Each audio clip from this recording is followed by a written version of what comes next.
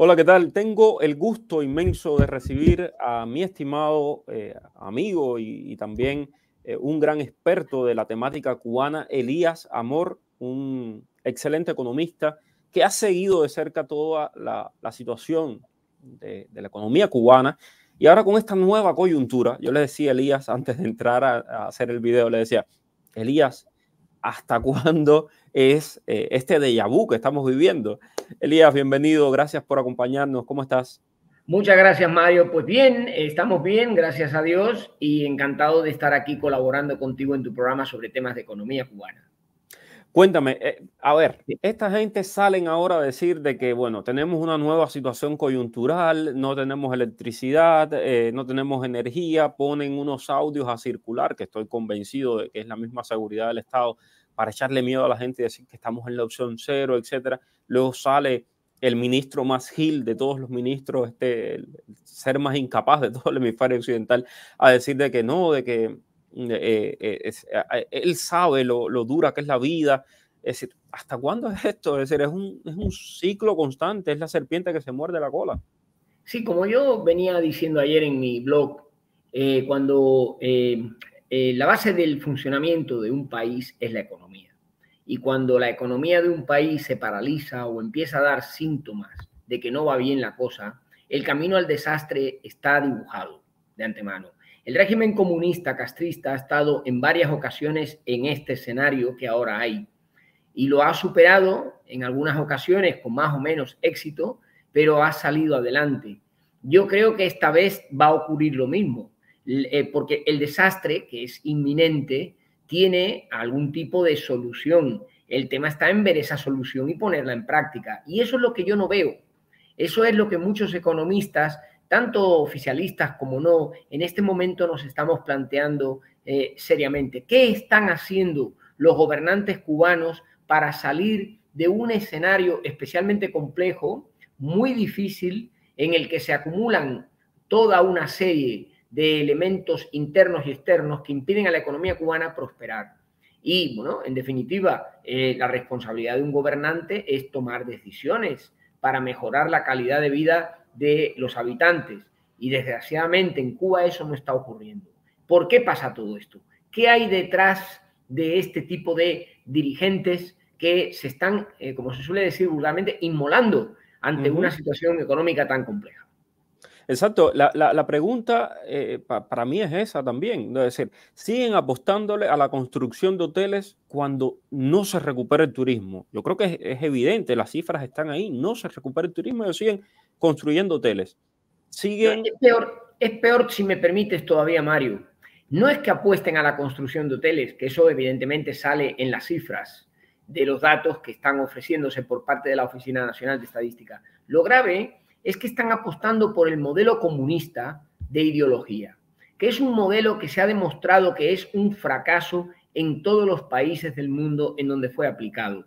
Ni un solo país en este momento, salvo Corea del Norte, que tiene un sistema económico kafkiano, apuestan por el modelo, vamos a llamarle marxista, leninista y comunista, que es el que domina en Cuba, de planificación central, sin derechos de propiedad y con el mercado proscrito. Con este modelo, los comunistas han llevado a la economía cubana a un callejón sin salida, del que no se sabe muy bien cómo va a salir. Bueno, pues yo creo que ha llegado el momento de reconocer que basta ya de ideología y que hay que empezar a tomar decisiones valientes en la transformación estructural del sistema económico, porque quien está dando vueltas en esa noria de fatalidades que todos los días aparecen en la sociedad cubana es el pueblo, y el pueblo llega a un momento que se cansa, y cuando se cansa, estalla, y el estallido lleva a lo que ya conocieron el 11J, y yo creo que estamos ante un escenario que puede perfectamente parecerse mucho al que ocurrió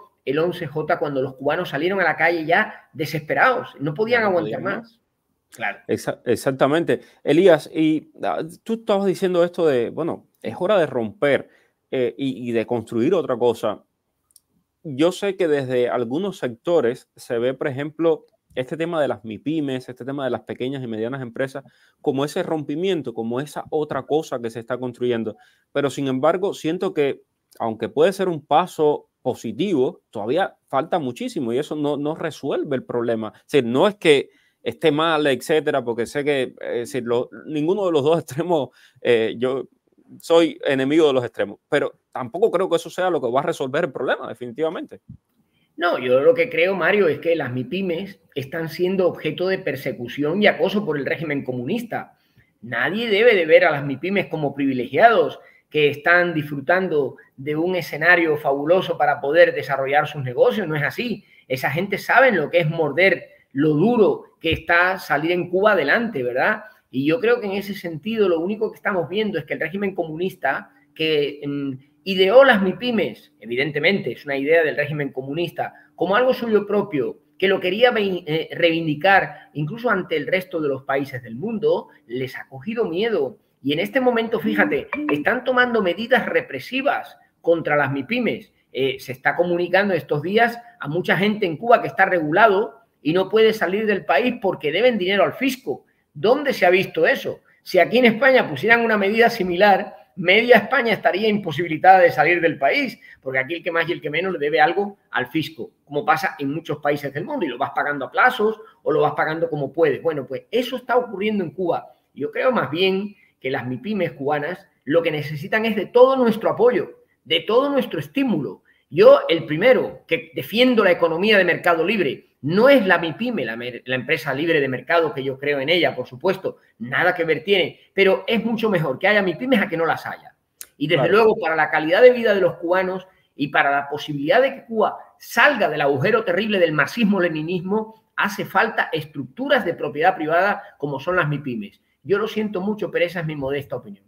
No, es tu opinión y se acoge. Yo entiendo perfectamente también de quienes dicen, por otro lado, de que hay gente vinculada al régimen que tiene sus MIPYMES. Eso nadie lo niega, es una realidad. Pero no todas las MIPYMES son de gente que están... Son 8.500, claro, son 8.500. Yo creo que, bueno, puede haber 500, 400, 600, 1.000, vamos a suponer. El resto son empresarios, son pequeños empresarios cubanos que están luchando en los mismos términos que lucho yo, luchas tú fuera de Cuba para salir adelante con sus negocios y tienen encima un Estado comunista que les está pisando la cabeza para que no prosperen. Yo creo que hay que aplaudirlos. Yo creo que esa gente realmente es valiente. Se están enfrentando al régimen económico todopoderoso y abriendo pequeñas brechas dentro de ese sistema que yo estoy convencido de que a la larga van a ser beneficiosas para el pueblo cubano, para la libertad y para el futuro de Cuba.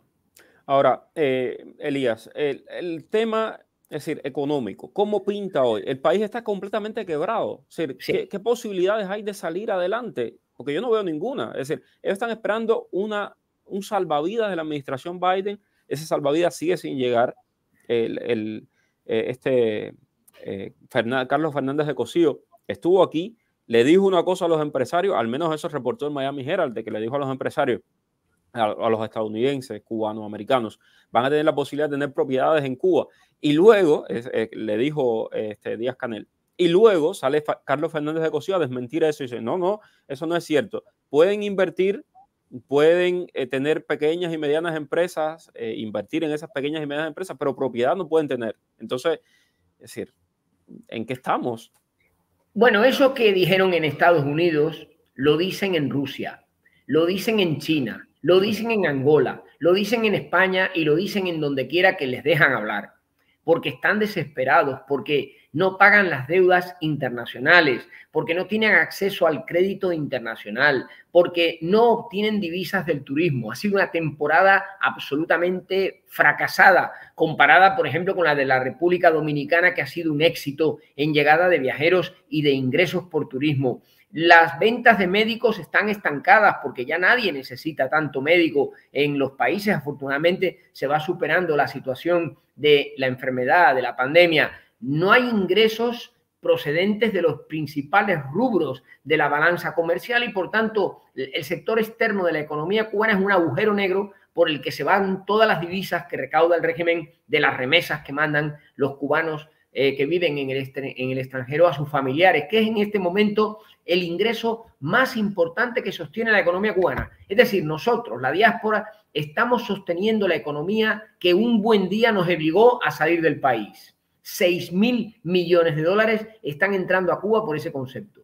Y luego internamente el drama es que el peso cubano ha desaparecido como unidad de cuenta, es decir, es una moneda que carece de valor, y ahí está la cotización con el dólar. El dólar se enseñorea en la economía cubana para desgracia de aquellos que defendemos el peso cubano y que creemos que debería ser la moneda protegida por el régimen, pero claro, el régimen no puede proteger al peso cubano por la inflación de 2 dígitos que no baja del 35-37% interanual, por una situación gravísima de caída de la producción que los economistas llamamos estanflación, la combinación de estancamiento e inflación, que provoca una caída de los ingresos del gobierno. Por eso no recaudan, por eso están prohibiendo la salida de Cuba de los que le deben al fisco, porque necesitan ingresos como sea para poder pagar los sueldos de los maestros, porque ya no hay ni siquiera pesos en los bancos para poder convertirlos en dinero al servicio del gobierno. Es una situación muy compleja,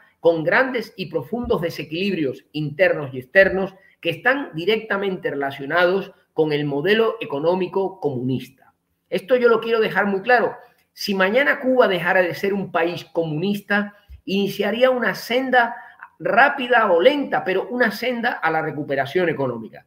Lo que obstaculiza que los cubanos tengan un nivel de vida y de prosperidad similar al de otros países del mundo es la obcecación ideológica con mantener un modelo que no funciona en ningún país del mundo y que es el que está provocando todos estos desastres que tienen su origen. Mucha gente cree que están en la tarea de ordenamiento, y yo el primero, pero es que la tarea de ordenamiento sale de los lineamientos del partido. Es decir, es el Partido Comunista el que obligó a adoptar esa política económica en el peor momento. Y en el peor momento, efectivamente. Entonces, el Partido Comunista, la ideología comunista, el sistema comunista es lo que está destruyendo la economía nacional cubana, y no hay forma de resolver los problemas dentro de ese modelo. Esto es algo que hay que tener muy claro. Yo creo que lo tenemos claro todos los cubanos que estamos fuera de Cuba, pero hay que... Y los que están dentro, yo creo que también lo tienen claro. Yo no creo que nadie apoye a Díaz-Canel diciendo que con guapería revolucionaria hay que cultivar el pedacito. Es decir, nadie apoya eso. Evidentemente nadie lo apoya. Lo que pasa es que se le debería de caer la cara de vergüenza de decir eso. Nadie tiene guapería ninguna. En España tú sin ninguna guapería sales a tu tienda, compras lo que quieres, vuelves para tu casa, tienes libertad de elección, como en Miami, como en México, como en cualquier... ¿Por qué los cubanos tienen el espectáculo lamentable estos días en la prensa estatal fotografiando ese barco que está descargando el arroz del mes de octubre de la canasta normada? Óiganme, en ningún país del mundo llega un solo barco para descargar el producto. Los barcos entran y salen, cargan, entran productos, se almacenan, se reciclan, se utilizan para otros fines. Se ve como que en Cuba llega un barco en octubre para la canasta normada de octubre. Pero esto, nadie entiende que eso no llega a ningún sitio y que todo es una falacia y una mentira. Yo, sinceramente, es que no lo puedo entender, pero desgraciadamente, insisto, se están dando las condiciones para un estallido de muy importante impacto social, y creo que, bueno, no tardaremos mucho en verlo. Y a futuro, es decir, a corto plazo, no vemos ningún tipo de solución, ¿no? a la crisis económica. Es decir, el régimen ¿qué va a hacer? Va a salir de la coyuntura como salió de la otra coyuntura. Tiene un poquito más de petróleo, levanta un poquito y después vuelve a hundir. Es decir, no hay más nada. El régimen está, efectivamente, como has dicho muy bien, está como el avestruz, que mete la cabeza dentro de la tierra para que cuando pase el peligro no le ocurra nada. El régimen está haciendo eso. Sabe, porque la CEPAL se lo ha dicho, que el crecimiento económico del año 2024 va a ser menor que el de este año. Es decir, la economía cubana va estancándose porque la inflación corroe el poder adquisitivo de las familias e impide a los cubanos ya no llegar a fin de mes, llegar al 10º día del mes. Esa desigualdad tan grande que hay entre los cubanos con acceso a divisas y los que solo tienen acceso a pesos cubanos está generando una fragmentación muy peligrosa de la circulación minorista que existe en el país, y es el origen de muchas de las dificultades que luego hay para que se produzcan los bienes, porque la gente que produce lo que quiere es colocar sus productos en el mercado en donde se venden los productos en divisas o que se venden en moneda libremente convertible. No los quieren colocar en el mercado de la pobreza, que es el de la canasta normada. Y ahí es donde surgen las tensiones, surgen los conflictos, muchos productores dejan de producir porque no tienen incentivos para darle la producción al Estado, que se la paga mal, tarde y a unos precios que desde luego no recompensan en absoluto la dedicación. Y yo creo que ese es el problema fundamental. La industria está paralizada porque no hay energía.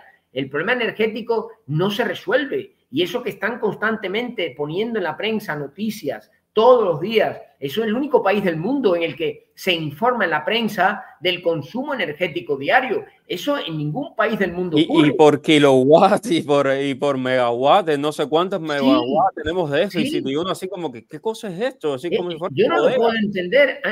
Claro, han llegado a un nivel de desquiciamiento con respecto a la situación económica que se les va de las manos.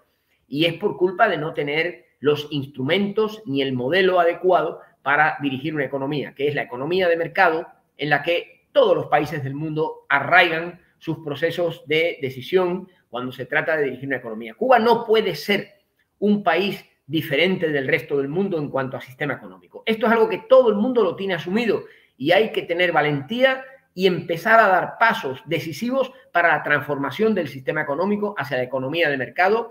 Y yo creo que, bueno, cuanto más tarden en hacer eso, va a ser peor. Muchísimas gracias, Elías Amor. Como siempre, un placer conversar contigo y bueno, ya te tendremos más a menudo para hablar de estos temas económicos. A tu disposición cuando quieras. Un saludo. Un abrazo. Gracias. Dime cuál es el periodista que está en el boom. Es Mario Rincón. El periodista que te trae toda la información. Es Mario Rincón. El periodista de la radio y la televisión. Es Mario Rincón. Habla de temas cubanos, hasta de migración. Mario Rincón. Oye, dale, conéctate y comparte. Déjame un like. Dale like y comparte. Dale, conéctate y comparte. Déjame un like.